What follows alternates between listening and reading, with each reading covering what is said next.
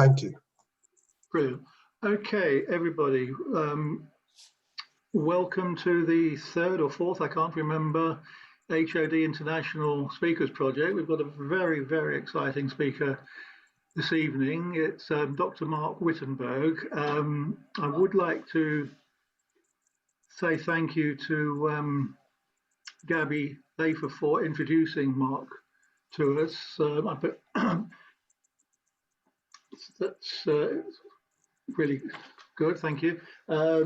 This is a topic which is become quite contentious for a lot of people, and I think we thought it would be a very good idea if we could hear directly from source about it. So without further ado, Mark, could you take it away? And if everybody else, including me, can go on to mute, that would be great. Mark, it's all yours. Thank you very much, and thank you again for the invitation. I'm really delighted to be here tonight and see quite a big crowd. I can't see exactly how many, but I can see there's a wide range of people from, I think, from across the world. So that's great. And the intention is to talk for about 20-25 minutes or so, and then to do a Q&A, and we can either do the Q&A via the chat function, or we can do a kind of moderated Q&A. I'm going to share my screen now, so I hope this works. Can you see that? Yeah. Just nod if you can. Great. Okay. So I'm Mark Wittenberg. I'm Gabby's brother-in-law, and I also see my parents-in-law lurking, and I'm sure there's more people here that I know, but I can't see exactly. Organ donation is a topic close to my heart, if you'll excuse the pun. It's part of my day job, so I'm a transplant anaesthetist, a consultant at the Royal Free Hospital, so I spend quite a large portion of my week looking after people who are having transplants or have had transplants. And I'm also the medical director of the Jewish Organ Donor Association, which I'll talk a bit about later.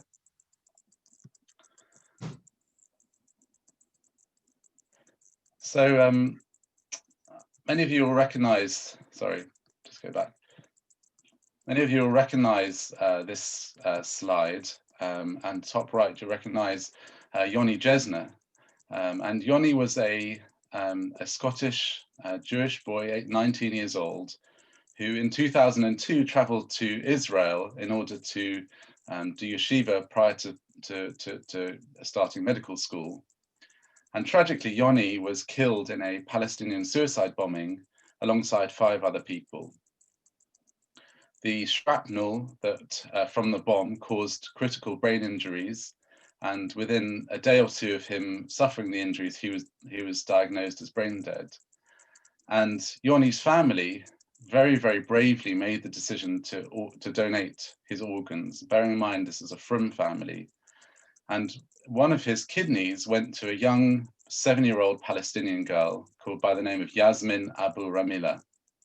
And I just want to show you a short clip of the moment that Marsha, who's top right there, who's Yoni's mother, actually met the girl's family for the first time and met the girl who received the transplant of Yoni's kidney and saved her life.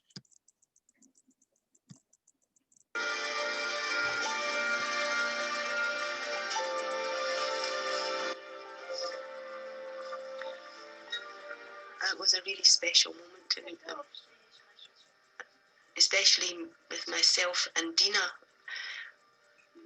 I was crying at that point, and she came forward to hug me, and that really meant a lot to me.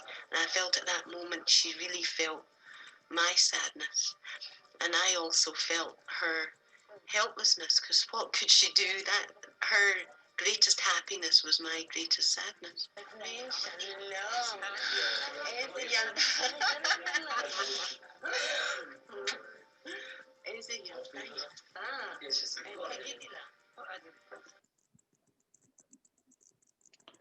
So Marsha is an incredible woman, and we've spent time with Marsha, and many of you will have heard of the Yoni Jesna Foundation, and indeed Yoni's brother Ari is actually the works in the Chief Rabbi's office. So they're an incredible family. And Yoni's story was and is very high profile and happened over 18 years ago. So why are there still a number of myths? Why is organ donation still not widely accepted within the Jewish community? And these are a number of quotes which we've collected through talking to people around the Jewish community, and these are echoed a number of times. These aren't just single quotes. And so we've heard a number of times that many Jews believe that it's first of all prohibited to be an organ donor as a Jew. That being an organ donor would prohibit you from being buried in a Jewish cemetery because you need to be buried whole when the Mashiach comes. People worry about that being an organ donor would complicate matters for their family, for the burial. That brain death doesn't constitute death, so taking organs would be murder. And we actually often hear people worry about the fact that if you're an eligible organ donor, that the hospital might not treat you properly because they want to take your organs. And this story and these quotes really prompted us to set up the Jewish Organ Donor Association, which we set up about 18 months ago, because there seemed to be a space that was missing in order to kind of promote organ donation within a Jewish framework. And so I've worked really closely with two fantastic guys, one of which is Eddie Hammerman, who's a very senior marketing executive and media guy, and Dr. Richard Schub, who I know some of you may know. He's a South African. And Richard is an intensive care doctor and an anaesthetist at Barnet Hospital, like myself, and is also the clinical lead for organ donation. And through setting up JODA, we've been able to work really closely with other Jewish communal organizations to arrive at the point we are today, and I'll talk about that a bit later. One of the first things that we did after setting up the organization JODA is we really wanted to understand where the Jewish community was, because no one's actually done a survey for at least 15 or 20 years to understand what Jews believe, what they know, what they understand about organ donation. And as we've discussed, there are lots of myths and lots of different viewpoints around the topic. So we set up a survey under the auspices of the Royal Free, and we really took a snapshot of opinions, and it may be that some of you filled in this survey, and we were absolutely delighted to receive 1,200 responses from across the community, from across different genders, age groups, denominations. We even had Haredi answering the survey. These are people who don't often use social media and the internet, right across the spectrum. And so we gained a really valuable viewpoint, which we presented to the Board of Deputies, to the Chief Rabbi's office. Just going to give you a snapshot of some of the questions, some of the interesting questions. We asked a question: what is your understanding of the Jewish approach to organ donation? So what is the current state of play? And the majority of respondents that we asked rightly state that organ donation is either always permissible or sometimes permissible under Jewish law. And we'll talk about that a bit later. However, worryingly to us, around a fifth of people didn't know the position, didn't know the answer to the question about what the Jewish approach to organ donation. And this may well relate to the next question, which was, indicate the last time that you were aware of your Jewish religious leader discussing organ donation. And I'd invite you to think about this question as well. And our survey showed that 75% of people at that point could not remember their religious leader discussing organ donation, which is not altogether surprising, and also points to the fact that these myths that are allowed to circulate, and that rabbis either haven't felt confident or not able to discuss this sensitive topic or to give guidance to the Jewish community. So really, this was the burning platform upon which we built our strategy. We'll discuss this in a bit more detail later, but as of this year, the law around organ donation has changed in England, and it had already changed in Wales and in a number of other European countries. But now all adults in England are automatically opted in to the National Organ Donor Register. And so we asked respondents, what is your view about being automatically opted in? And I'm really delighted to say that the majority of people are keen to support the new deemed consent system. And actually, if you look nationally, to non-Jews, to everyone, the Jewish community in our survey was more supportive of organ donation than the national picture. But around a quarter so around 2/3 responded that they won't opt out, and around a quarter will wait for further guidance. When we ask people when the last time they discussed organ donation with their friends or family, around a quarter of people that we asked have never discussed organ donation with their family, and around another quarter have discussed organ donation within the last 6 months. And again, at this point, I'd asked you to reflect on whether you or when you may have discussed this topic with friends or family. And these are difficult discussions to have. But what is clear from the survey is that we found that for many people, this is a taboo topic and one which hasn't been high priority. And I'm one of the reasons that I'm delighted to give this talk is I hope that this will promote discussion within families. We picked up quite a bit of coverage from our survey, both in the Jewish press and in the non-Jewish press. And what we'd summarize from the survey is that we found that there is a lack of religious guidance around organ donation, but then the majority of respondents and the majority of Jews will not opt out once the law changes. And I think that's really valuable. We were also invited on the back of our survey to give the keynote speech at the British Transplant Society conference earlier in the year. It was the last time we were able to travel. We went to Belfast, and we were the first and only religious group to be able to present to the wider transplant community. And it was really nice to be able to give the message out there to transplant professionals and doctors and nurses and health professionals involved in organ transplant that the Jewish community is in favor of transplant. Because one of the worrying things to me is that these myths that Jews won't donate but will receive puts the community in very bad light, and I'm hoping that we start to dispel some of these myths. So that's a really quick summary of the survey and about JODA. So I'm just going to spend the rest of the talk this evening talking in a bit more detail about what organ donation is, why it's important, and about the change in the law. And I'm as I said, I'm really happy to take questions.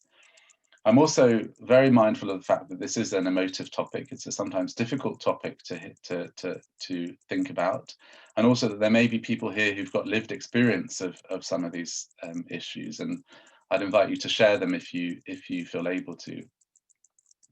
So what is organ donation? So broadly speaking, there are two types of organ donation. There's living organ donation and there's deceased organ donation from someone that's already dead. So living organ donation, you may have heard of, it's most commonly relates to kidneys. So this is where one person, which is often a relative, but doesn't have to be, donates their kidney to another relative that needs it. That's very common. It's fairly low risk to the donor. And from a Jewish perspective, it's absolutely uncontroversial. From a halakhic perspective, it's very much encouraged. So, so for the purposes of this talk, I don't think there's much value in talking much about it, and I'm going to concentrate on the rest of the talk about deceased organ donation. So it sounds obvious, but in order for deceased organ donation to take place, the diagnosis of death has to occur. And this may not be something that you've given much thought to. And it's really, really important, and this is one of my take-home messages for you this evening, that the diagnosis of death is independent of the decision about organ donation. In other words, whether a person is an organ donor or not, their treatment will be exactly the same and the diagnosis of death is exactly the same. That's really, really important. So from a medical point of view and a legal point of view, death is defined as the irreversible inability to breathe and the irreversible loss of consciousness. In other words, the seat of death, if you wish, the anatomical seat of death is the brainstem. The brainstem is where consciousness comes from, it's where our breathing, it's where our heart is controlled from, and that's where we concentrate the diagnosis of death. The diagnosis of death can be done in two ways. It's either done from a circulatory point of view, so that's when there's a loss of heartbeat for 5 minutes. That's a kind of logical step. Or neurological brain death, or neurological death, otherwise known as brainstem death. And this is a topic which people, I think, have a little bit more, sometimes struggle with a little bit more. And that's where a very rigorous set of tests is performed by 2 doctors at 2 different times. And the diagnosis is absolutely unequivocal. And this is a process that I've been involved in many, many times. It's a legal position. So in practical terms, that usually means a patient who has had a devastating brain injury, either they've had a brain bleed, hemorrhage, or been involved in a car accident, for example. They're on a ventilator in the intensive care unit, on a life support machine. They're unconscious. And once diagnosis of death has taken place, actually, the patient doesn't look any different. The patient, to all intents and purposes, looks alive because their heart is still beating, and the machine's doing the breathing for them. So that's sometimes very difficult to accept, but it's absolutely unequivocal and it's a legal position. You may have heard of other tests that are done, particularly in Israel and America, for example, MRI scans or CT scans or brainwave scans. All these tests are in addition to the diagnosis that I described. So we have 2 scenarios of a person that may be eligible to become an organ donor. There's either donation after circulatory death, where the heart has stopped, or there's donation after brain death, where the brainstem, where there's no brainstem activity and the patient has been diagnosed as brain dead.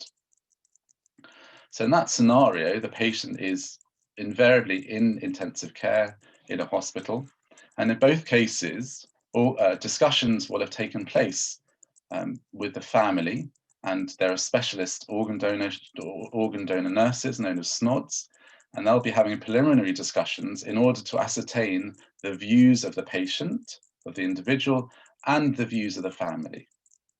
So you can imagine these discussions are wide-ranging. So there are discussions which, and I've been involved in many, many of these discussions.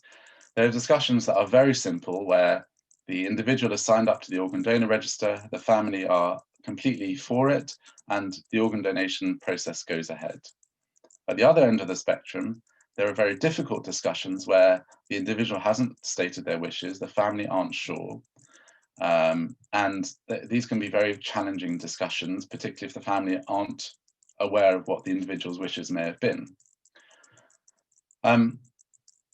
It's really, and again, this is my second take-home message, it's really, really important to state that organ donation will not take place without the family's assent to the process. In other words, even if there is a scenario where the individual has stated their wishes very clearly, they've signed up to the organ donor register, but for whatever reason, the family decide that they can't support it, the donation will not take place.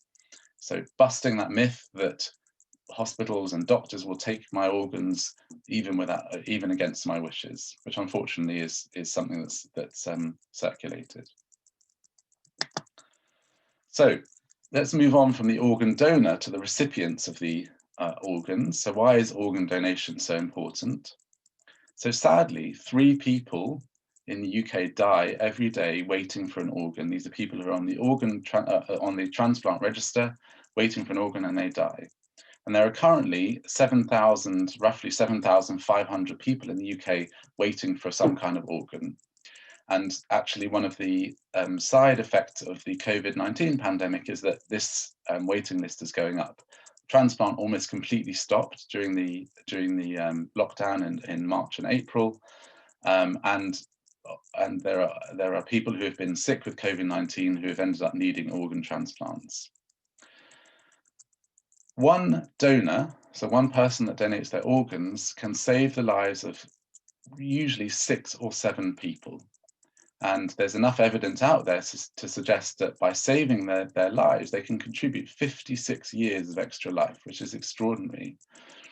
So the title to that graphic is The Greatest Gift. And the reason it's the greatest gift is because not only is the donor able to save 6 or 7 lives, but they're able to do it at no cost to themselves. It's completely cost neutral.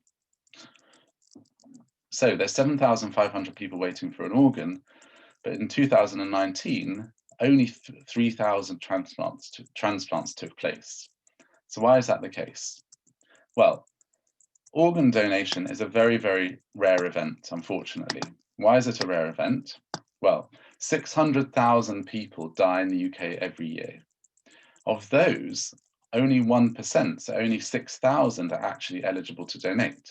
And as I described earlier, in order to donate your organs, invariably you need to die in hospital, you need to die in an intensive care unit, and you need to die in controlled circumstances where the discussions have taken place and the family have given assent. So only of the 1% of people that die that are eligible to donate, only half of those end up being donors. And that's really, really tragic, because there are usually very few reasons why the donation and the transplant can't take place. So, and I think Brian is drawing on my slides for some reason. Brian, if you could just delete what you've just drawn, it's very nice, but doesn't help the presentation. What is the Jewish approach to organ donation? And I'm going to clearly state here that I'm not a rabbi, so I'm not qualified to discuss this. But I've spent a lot of time with the Rabbonim and with the religious authorities. And although I grew up thinking that organ donation isn't allowed in Judaism, and I also understood before that being Jewish and being a Jewish organ donor doesn't allow you to be buried in a Jewish cemetery, that is absolutely not true. What I now know and now understand, and the third take-home message to you, is that Judaism doesn't only allow organ donation, it actively promotes it, since Pikuach Nefesh, which is the sanctity of life, is the law that overrides all other laws. So if you can save a life, then you should. Of course, there are circumstances where organ donation isn't permissible under Jewish law, but I can't really discuss these, because I'm not a rabbi, but I'm happy to point you in the direction of someone that knows. Recently, JODA hosted a symposium on the topic of organ donation, and I'll send you the link at the end of the talk of the symposium. And we were delighted to welcome Diane Gelly, who's the head of the London Beth Din. And I'm just going to play you a little snippet from the symposium where he discusses this matter.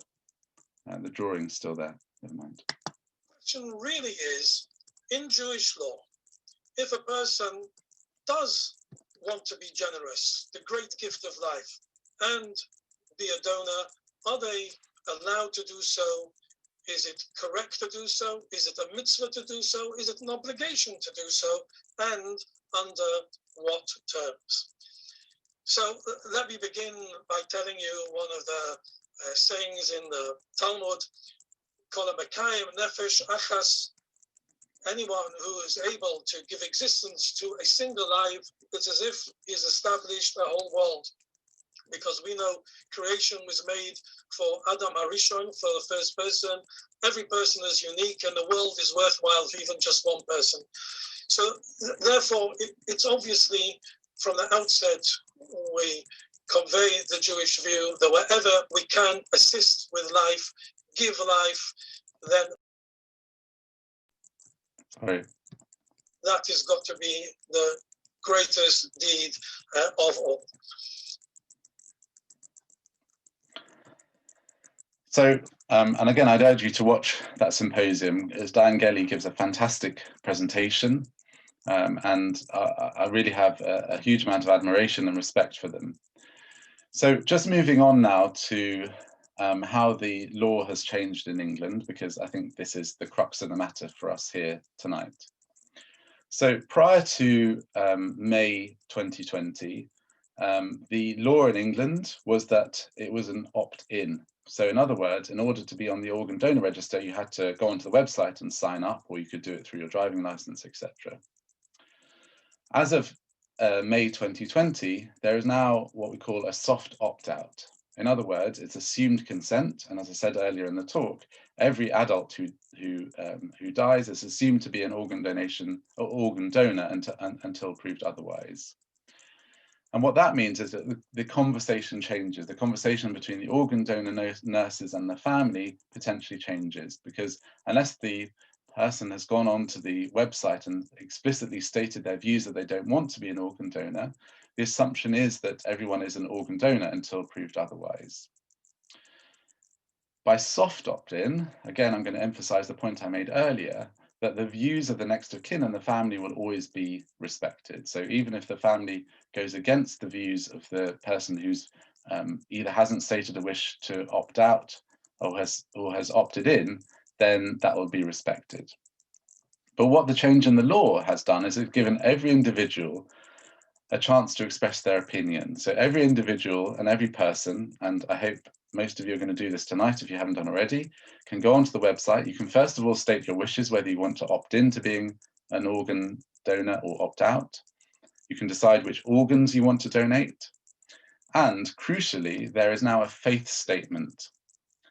And I'm just going to talk a little bit about the faith statement, because this is an absolute game changer. So what has changed? Well, a few years ago, when this law was mooted, the NHS approached all religious organisations and asked them to engage with them, to ask them to work very closely with them in order to help promote organ donation. And up to that point, as many of you will know, the Jewish community and the Jewish authorities have been a bit distant from the NHS on this topic, and have either skirted around it or in some cases actively dissuaded people from being organ donors. But to their great credit, the Office of the Chief Rabbi and the London Beth Din and the Board of Deputies engaged with it and worked really, really hard with the NHS Blood and Transport Authority in order to get to the point where we're at today. And that point where we're at today is, as I say, probably one of the biggest changes in the engagement between the Jewish community and the NHS in recent years. And that is that you can sign up as an organ donor and tick a button to say that your faith is to be respected. What does that mean? So this is the personal statement that comes up on the organ donation website that you can tick. And I'm just going to read little parts of it. It says, I agree to my organs and my tissue being donated after my death and understand that it will be done in accordance with my religious beliefs and practices, that my family is entitled to request advice and support from a rabbi, that the specialist nurses will consult a rabbi and the rabbi will be involved in the decision-making process, that the rabbi can even be involved in the hospital and can be present at the investigations or procedures, that the nurse will share this information from the organ donor register with my family and with the rabbi. And crucially at the bottom here, if my family and rabbi, if present, are assured that my organs or tissue can be donated in a manner compliant with my Jewish faith, then donation can proceed. Absolute game changer. What does that mean in practice? Well, that means that there is now a hotline into the Chief Rabbi's office, which the organ donation nurses have access to. And so there is a person there in the Beth Din who's able to make that decision. And I'm really pleased to say that JODA as an organization is now supporting this from a medical point of view. The Dayanim and the Beth Din and the Chief Rabbi comes from a position that the intention is to allow organ donation to happen. Again, I'm not going to go into the particulars of how that may happen because I'm not qualified to do so, but the intention is positive, the intention is there. And the NHS is very clear, and I've spoken to the National Medical Director of the NHS, who's again stated that they will bend over backwards to make the donation happen. So whatever needs to happen from a Jewish perspective, however the body needs to be treated, etc., etc., if it's reasonable and if it's within their guidelines, they will enable it to happen. So this is an absolutely fantastic advance. And again, I've got to commend the Chief Rabbi's office and the Board of Deputies and the Beth Din and the NHS for working and getting to this point.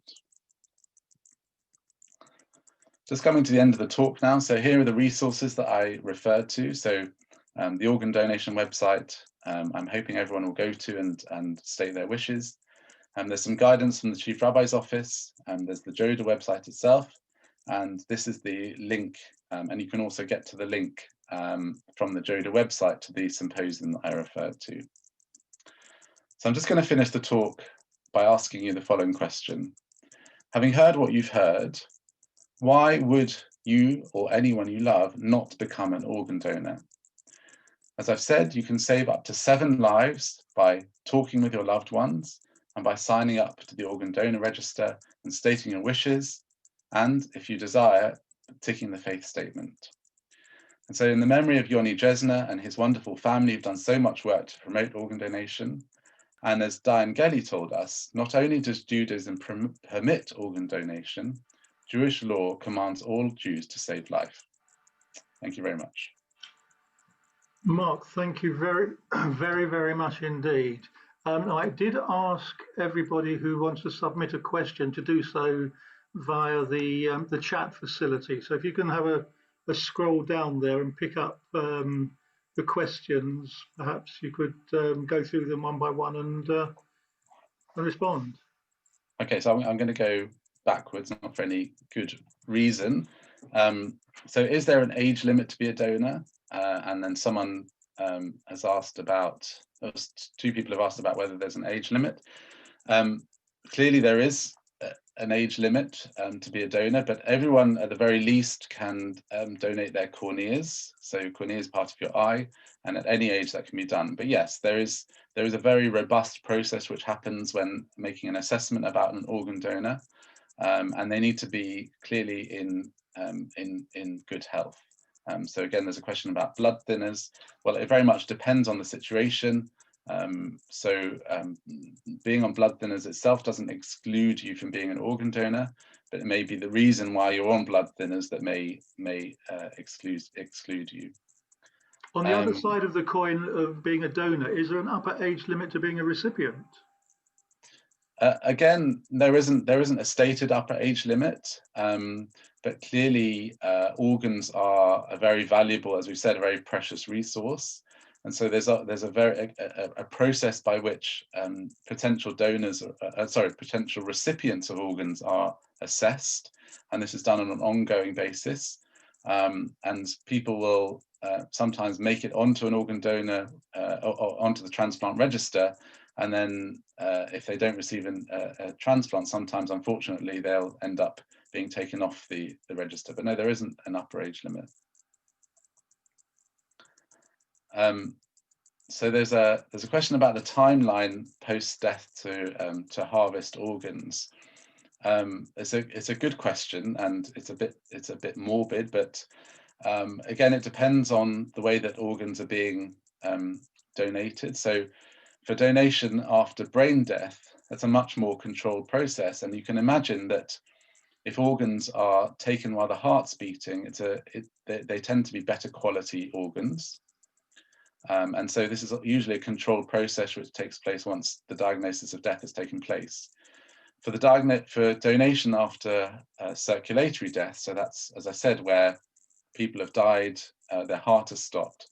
That has to be done within a very quick period. So there's a whole process which happens. So the team are ready in the operating theatre. The patient is usually outside the operating theatre.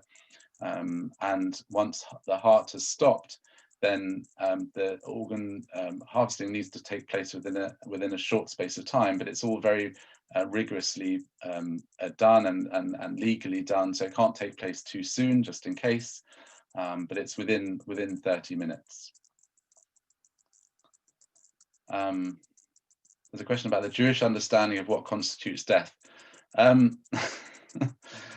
I really would love to discuss this, but I'm not going to, because I'm not qualified to do so. And so I'd urge you to go onto the JODA website and watch the video. Gabby's asked what the chief rabbi's position is, and have rabbis changed their position So the chief rabbi himself is extremely supportive of organ donation, and the current chief rabbi. As some of you may know, the previous chief rabbi, Lord Sachs, was in a very difficult position and was under a huge amount of pressure, and actually came out against organ donation, unfortunately. But the current chief rabbi is very supportive, and most rabbis under his auspices will follow that position. If someone dies of COVID, would they be able to donate? Realistically, probably not, because if someone dies of COVID in intensive care, it normally means they're extremely sick, and they probably won't be able to donate their organs, unfortunately. Is there an ongoing link between a deceased's family and the recipient of an organ? That's a really good question, and the NHS is really, really good at this. So there isn't a direct link. So very, very unusually, a deceased. So the video that you saw of Marsha meeting the family of Yasmin, that is extremely rare in the UK. It normally doesn't take place, but the NHS is very good at communicating with the family of the organ donor, and they'll normally send letters in great detail about the recipients of the organ, but it's normally kept kind of confidential, that link, for obvious reasons. There's two questions about if you've had cancer, can you donate, and similar. And again, yes, there are many situations where someone's had cancer or even has cancer and can donate. And sometimes we even are in a situation where someone doesn't know they have cancer, and we go to the organ donation and the organs are taken, and then a tumor is discovered. And that doesn't automatically mean that the organs can't be used, but clearly, you know, someone that has, it varies whether someone's got a kind of a small tumor on its own in the top of a kidney, for example, to someone that's got kind of very advanced stage of cancer. So just there are no, I can't give you any hard and fast rules. Again, the really strong message that I want to give to you is to go and engage with the organ donor register, to just Google NHS organ donation and have a read of things and use the resources that I've put up. There are no more text questions that I can see. Oh, there's some coming. Is there any organ donation that is not permissible from a Jewish perspective? So from a halachic Jewish perspective, and again, I'm hesitant to talk about this, but it used to be that hearts were a problem, but the technology around organ donation is improving every day, and it's now actually possible to take the heart from someone whose heart has stopped beating, to put it in a solution and to actually stimulate it to start it beating in a box, if you wish, and then to actually transplant it into someone. It's quite incredible, and there are some videos around that you can watch on YouTube. It's quite amazing to see a heart beating on its own in a box. And one of the reasons that JODA has engaged so closely, and the Chief Rabbi's Office have engaged so closely, is because we're supporting them to understand this technology. You know, rather than saying no, Jews can't be heart donors, there are now situations in which that can be the place.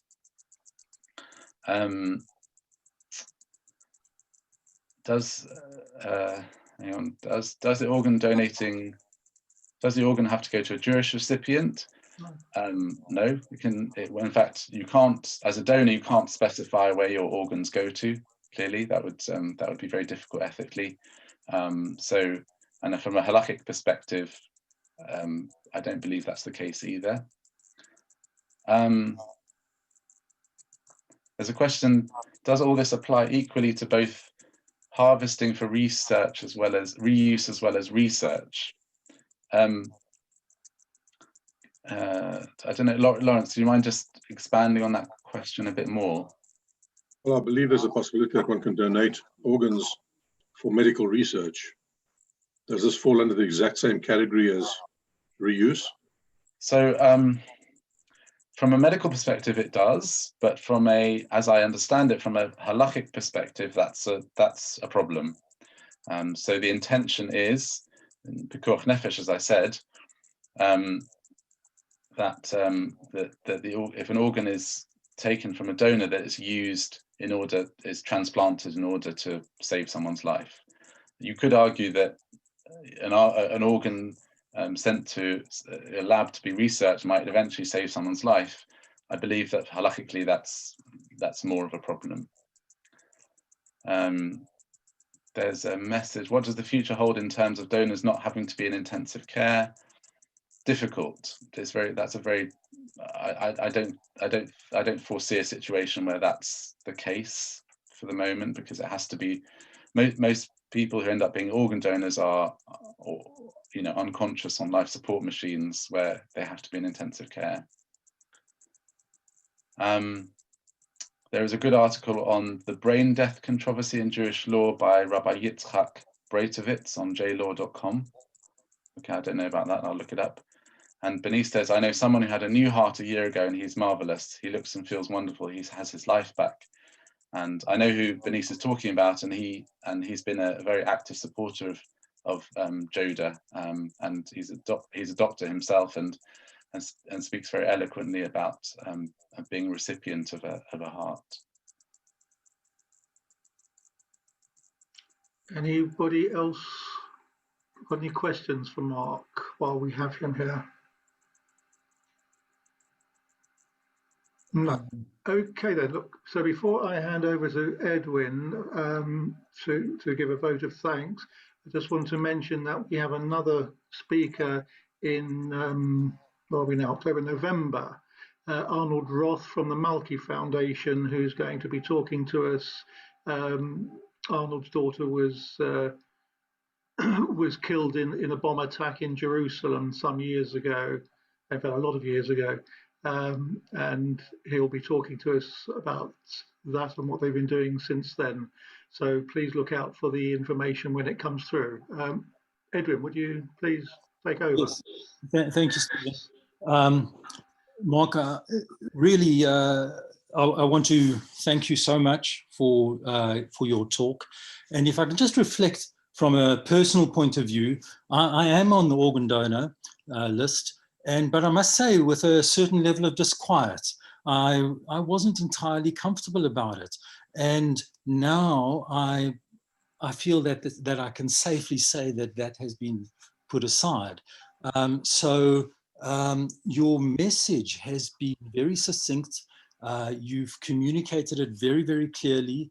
And I really think that those present this evening have a very clear understanding of where things are at from a Jewish perspective. So that was really wonderful. And then, as I said, from my personal point of view, I feel that I now have clarity. I can put this aside. I certainly want to register, or rather state my preference in terms of faith. That I will certainly do. And your talk this evening, and I'm sure others like it, that you undertake through Joda, can only increase the number of people in the funnel. And even if you can save just a few extra lives through additional organ donations, you're doing something wonderful. So really, kol hakavod. Thank you, Edward. Thank you. Thank you very much. Thank you, everybody, for joining us this evening. Please be safe. Look after yourselves, look after your families, and hopefully we'll see you all and even more of you at our next speaker in a month's time. Thank you very much and good night.